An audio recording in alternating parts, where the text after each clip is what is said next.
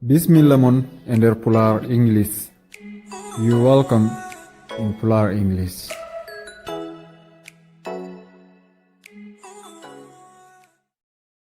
On calminama so tawi ka koɗo tinno waɗa abonné mbaɗa activer cloche pour so vidéo keso ari mbawa tinde mbaɗa j'aime woto njejite wadde partager bandiraabe.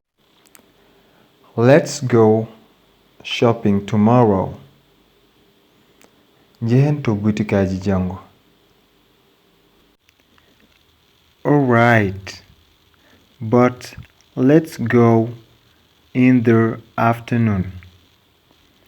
I get up late on Sundays. Bismillah.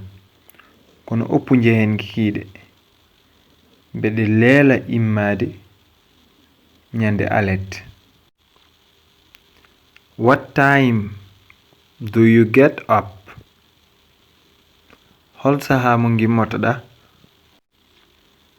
I get up at 10:30 a.m. What about you? Ngimotomi ko 10h30 subaka. Anne non? I wake up at 11, but I stay in bed until noon. Pinat mi ko 11h, kono mbede heddo e mbaldi he ha midi. You get up noon? What time do you have breakfast? Ngimotoda ko midi? Holon saha kacittodaa? I eat breakfast at 1:30.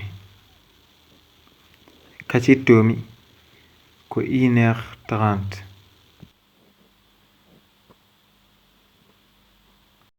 On jarama no fewi e jebgol bandiraabe. Woto njejite wadde partager abonné aimé.